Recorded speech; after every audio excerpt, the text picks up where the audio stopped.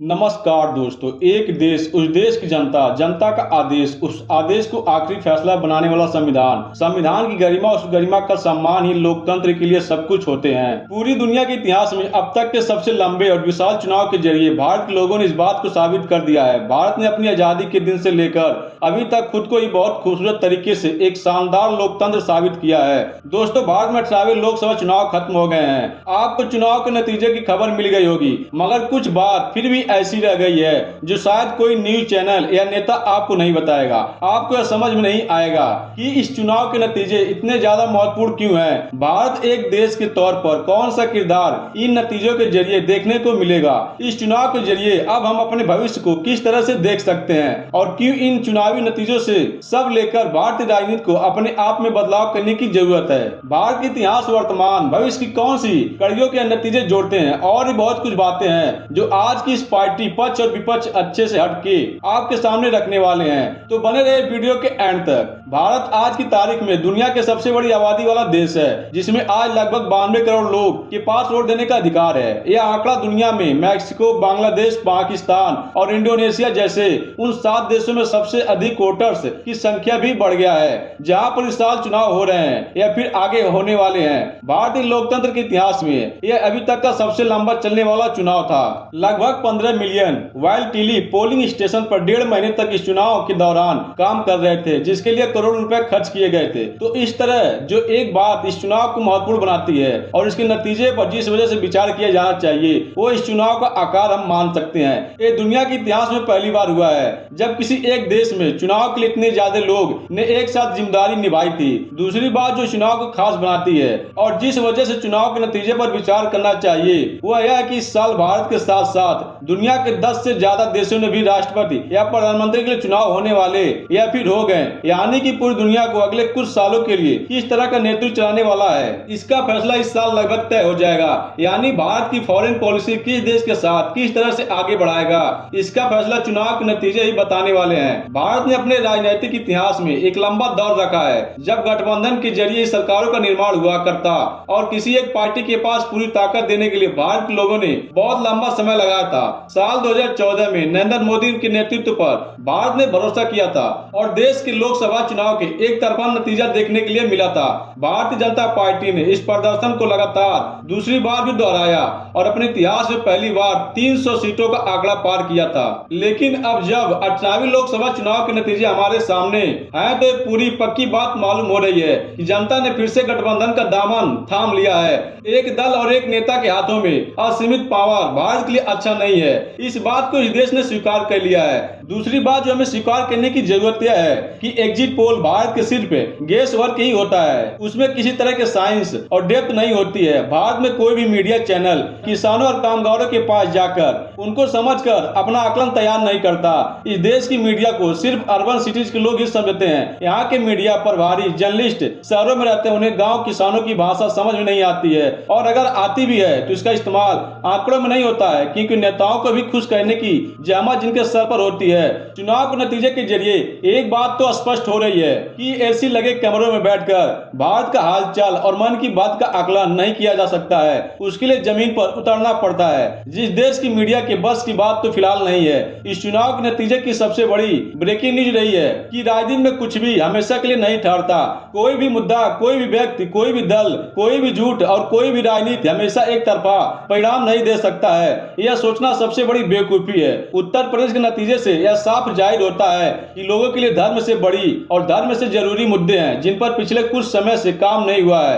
अयोध्या में बीजेपी की हार यह स्पष्ट बताती है कि लोग अब एक ही जगह फंसे रहकर खुश नहीं हैं। उनकी जरूरतें, उनके मुद्दे, उनकी बातों को एक नारे की आवाज से खत्म कर देना इतना आसान नहीं होता।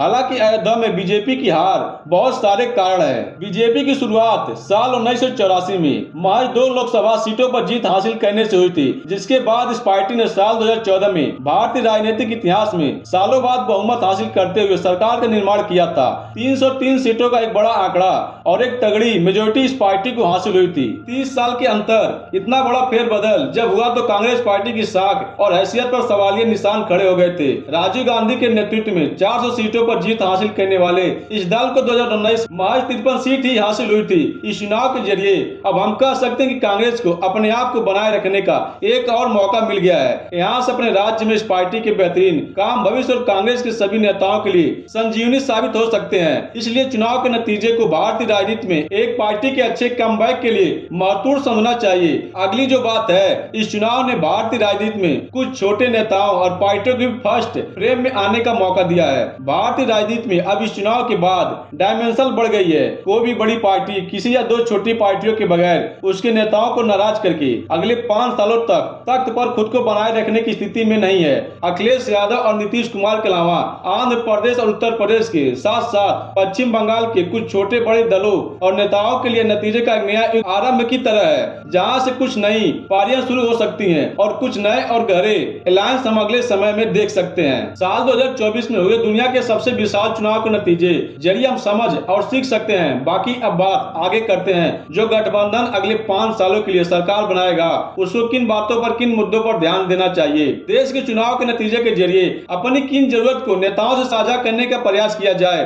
भारतीय राजनीति में सबसे ऊंचे तख्त पर बैठे लोगों को जो सबसे पहली बात समझने की जरूरत है वो यह है कि भारत के लोगों को मूर्ख बनाना और बनाते रहना अब दो अलग अलग बातें हैं, जिनमें से दूसरी बात तो कामयाब होना तो बिल्कुल नामुमकिन है। धर्म, जाति, भाषा और झूठ के सारे देश में भीड़ इकट्ठा हो सकती है, लेकिन वोट इकट्ठा करना ज्यादा मुश्किल है। दूसरी तरफ संविधान देश और समाज के खतरे में बताकर भी और ज्यादा समय इस देश में अपनी तरफ खींचने की कोशिश करना भी बेकार है। इस देश को अपने मुद्दे, अपनी जरूरतें अपनी जगह समझ में आ गई है। थोड़ा समय लगेगा, लेकिन अब लोग चाहते हैं कि लाल किले से लेकर किसी मैदान में खड़ा नेता अपने भाषण में शिक्षा, तार्किकता और विज्ञान की बात करे, एम्प्लॉयमेंट, एनवायरमेंट और इकोनॉमी को सुधारने पर काम करे। सरकार कैसे कर रही है और क्या करना चाहिए, इस बात पर पूरी बात होनी चाहिए। बात अब मुद्दे बनाना शुरू हो गए हैं। इस देश के लोग अब एक मजबूत विपक्ष को भी सुनना और देखना पसंद करना चाहते हैं। यह देश चाहता है कि संसद में अलग अलग मंचों पर महिलाओं पर, मंगलसूत्र पर और मजहब पर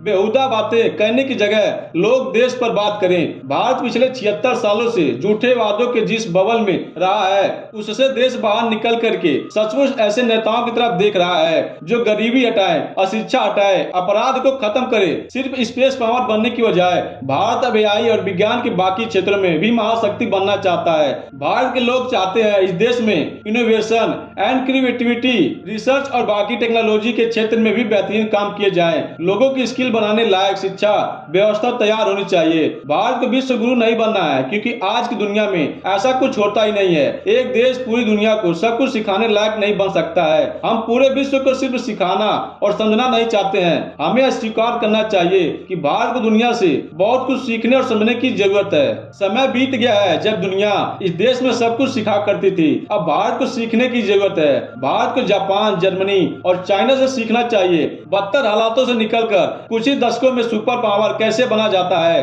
भारत आज की तारीख में स्कैम्स और स्कैंडल का हब बन गया है। भारत के कई राज्यों में सेक्सुअल हरासमेंट और रेप आम बात हो गई है। भारत की खुदकुशी और बाकी बहुत सी अलग अलग बातों के लिए दुनिया के नक्शे पर सबसे ऊपर आता है। हम पूरी दुनिया में दवाइयां भेजते हैं, लेकिन भारत के लोगों के पास अपने इलाज के लिए सही दवाएं और सुविधाएं नहीं है। हम दुनिया भर में अपने कपड़े और खाने के लिए फेमस हैं, लेकिन हैंगर इंडेक्स में हमारी हालत बहुत से गरीब देशों से भी खराब है। ऐसी बहुत सी बातें हैं जिन पर ध्यान देने की जरूरत है और उम्मीद है कि चुनाव के नतीजे भारत के लोगों को ये सब कुछ हासिल करने में मदद करेंगे और नेताओं को भी नतीजे के जरिए अपनी गलती समझ में आ गई होगी। भारत में चुनाव और उनके नतीजे से यह बात भी सामने आती है कि अब देश की राजनीति को नेतृत्व के लिए कुछ नए लोगों की जरूरत होने वाली है। यह चुनाव इस देश की एक बड़ी जनरेशन के लिए पहले चुनाव थे। कुछ लोगों ने शायद अपनी जिंदगी में आखिरी बार मतदान किया है। नवीन पटनायक से लेकर समाजवादी पार्टी, कांग्रेस भी इस चुनाव के बाद एक नई शुरुआत, नई जनरेशन और एक नए नेतृत्व के लिए संकेत मिल रहे हैं। तो बात यह स्पष्ट है, इसके बाद जो चुनाव होने वाले हैं उसमें आम लोगों के लिए